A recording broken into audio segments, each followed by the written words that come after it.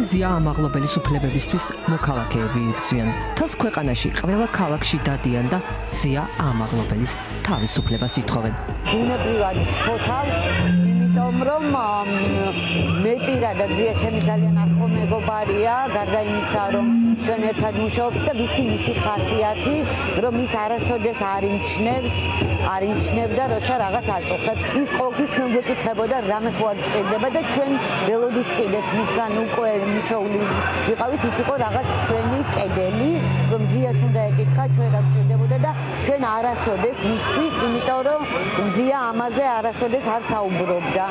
ამიტომ ვიცი მისი ეს ხასიათი და ამიტომ შფოთავ განსაკუთრებით ის პროტესტის ამ ფორმით იბრძვის შიგნიდან და ჩვენ მოგვიწოდებს რომ ვიბრძოლოთ ყველა ფორმით რაც შეგვიძლია და ამიტომ მე პირადად ზია ამაღლობელი უნდა გათავისუფლდეს პატიმრობიდან, ასევე სამართლიანი სასამართლოს უფლებით უნდა ისარგებლოს ყველა დაკავებულმა მოქალაქემ, ასევე არა გვაქვს სასამართლო უნდა მოვიპოვოთ, აუცილებლად უნდა მოვიპოვოთ. ჩვენ საქართველოს მოქალაქეებმა აუცილებლად უნდა მოვიპოვოთ სამართლიანობა, აუცილებლად უნდა მოვიპოვოთ სამართლიანი სასამართლო.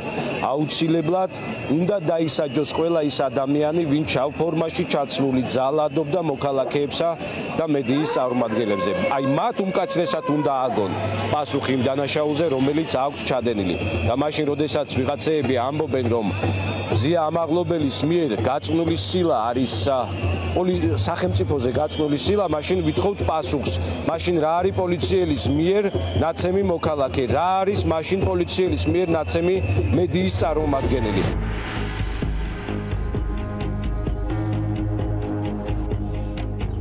მზია ამაღლობელის უწყვეტის შიმშილობის 21 დღე სამარტოო საკანში. ალბათ ასე გამოიყურება უკანასკნელი ზღვარი უსამართლობის წინააღმდეგ. 49 წლის ჟურნალისტის ჯანმრთელობის მდგომარეობა კრიტიკულია. საპროტესტო აქტი კი, რომელსაც 21 დღეა ვუყურებთ, შესაძლოა ამ ერთი ქალის პირდაპირი გზავნილიც იყოს. იბრძოლეთ, ვიდრე გვიანი არ არის.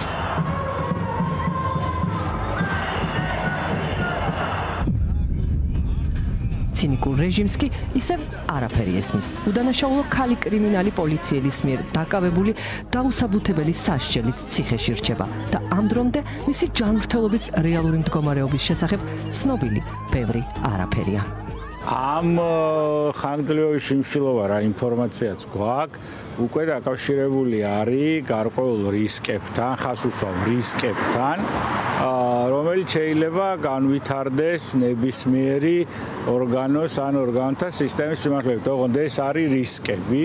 ამიტომ ძალიან მნიშვნელოვანია სრულყოფილი და სრული ინფორმაციის ქონა პაციენტის მდგომარეობასთან დაკავშირებით. ნებისმიერ ორგანოს შეიძლება მოხდეს გარკვეული კრიტიკული ცვლილებები, ამის რისკი უკვე არის. ის უნდა იყოს შესაბამისი მეთვალყურეობის ქვეშ და საჭიროების შემთხვევაში გაეწიოს დახმარება. ეხლა ჩვენ რა ინფორმაციაც გვაქვს, უბრალოდ არის მაღალი რისკების სხვადასხვა ორგანოს დაზიანების.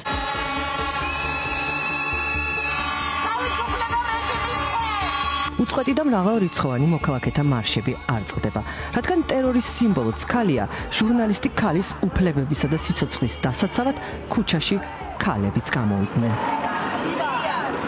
რეჟიმი კი ამ პროცესში საკუთარ თავს ვერ ხედავს და პასუხისმგებლობას მოშიმშილე ქალს აკისრებს.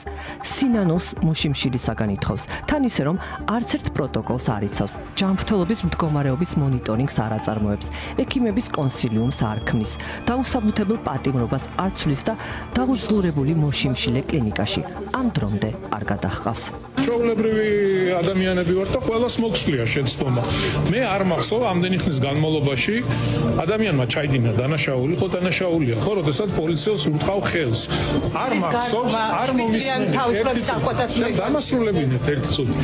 არ მახსოვს, არ მომისმენია და დარწმუნებული ვარ, არავის არ მოусმენია, თუნდაც სინანული. თუნდაც ის რომ გამოსულიყო და ეთქვა ადამიანურად, ხო, ადამიანები ვართ, რომ შეცდომა დაუშვიდა. მაპატია. თუ იმეს უნდა რა იმის საუბარი პირველ რიგში პირველ რიგში მოინანიონ და გამოხატონ სინანული ძალადობის სახალისებისათვის. ძალიან დაბრაზებული ვარო თქვა და ასეთი რამ თქვა, რომ ჩემგან ითხოვენ ბოდიში მოვუხადო იმ ადამიანს, ვინც შემაფურთხაო.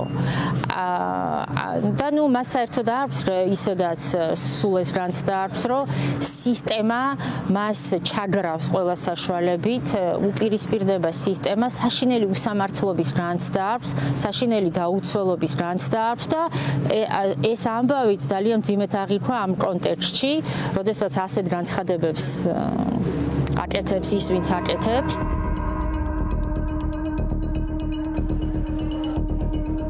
უწყვეტი შიმშილობის 19-დღიანი გამოცდილება ელენე ხოშტარიან გაგვიზიარა და უკვე დაგვანახა რა მდგომარეობაში შეიძლება იყოს მოშიმშილე შიმშილობის ამ ეტაპზე.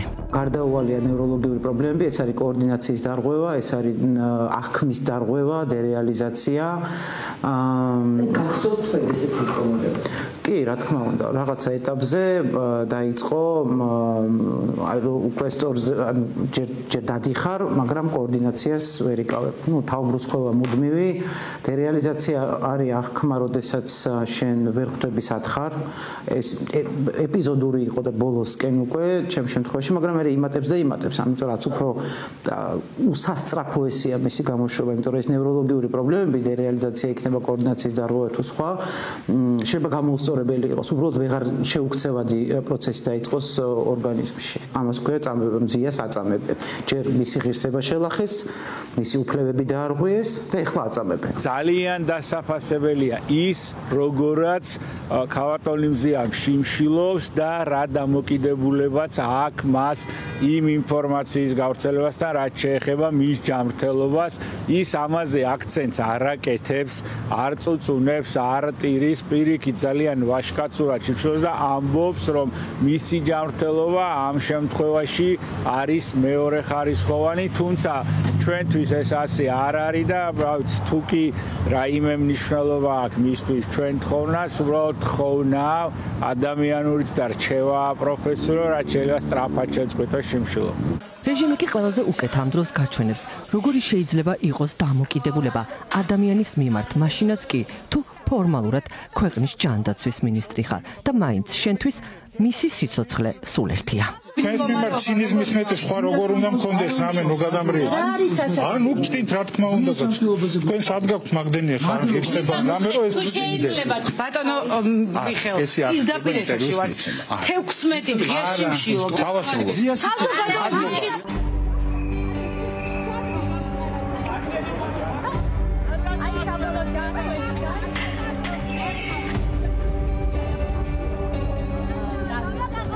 უწყვეტი საპროტესტო აქციებია დედაქალაქის გარდა სხვა ქალაქებშიც, მათ შორის ბათუმშიც, იმ ქალაქშიც, რომელშიც მზია ამაღლობელი ცხოვრობს და 25 წელია ჟურნალისტია. იქეთ როგორ ისის ტროტუარია, ესეს ტროტუარია. ტროტუარზე რო ადგილი დარჩეს ამ შემთხვევაში. რატო იმასვები? თქვენ ხო კანონი მოძალადი ხარ შენ? შენ ამ აქციებზე ბათუმის პოლიციის უფროსი მზიას დაკავების შემდეგ აღარ გამოჩენილა. ეგრეთ წოდებული სამართალდამცველი, რომელმაც ადამიანის უფლებები ჯერ აქციებზე, შემდეგ საპატიმროში ფეხქვეშ არაერთხელ გათელა. ყველაზე მძიმე შეფასებით რაც შეიძლება იყოს ეს ქმედება, რასაც ჩვენ ყველა ვხედავთ ტელეეთერში, ასე ვთქვათ, ალიყური, სამი თითით თუ ყურადღებას მიაქცევთ სახეზე პოლიციის უფროს, ეს გახლავთ ადმინისტრაციულ სამართალდარღვევათა კოდექსის ყველაზე მძიმე შეფასების შემთხვევაშიც კი, იქაც სხვა გარემოებები უნდა ადასტურო, 173 მუხლით გათვალისწინებული ქმედება, რომელიც ითვალისწინებს ჯარიმას 2000 ლარამდე. მზიას შემთხვევაში დანაშაული არ არსებობს უბრალოდ, იმიტომ რომ მზია კრიმინალს დაუპირისპირდა და დაიცვა ადამიანები.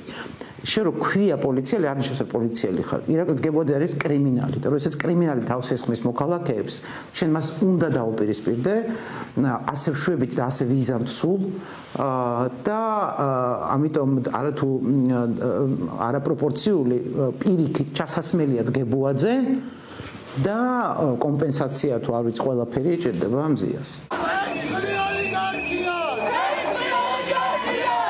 პროტესტი გაიშალა ამ ქვეყნის თითქმის ყველა ქალაქში, მათ შორის ქალაქ ქუთაისში, სადაც მზია ამაღლობელის გათავისუფლება მოქალაქეებმა ორიგინალური ფორმით მოითხოვეს.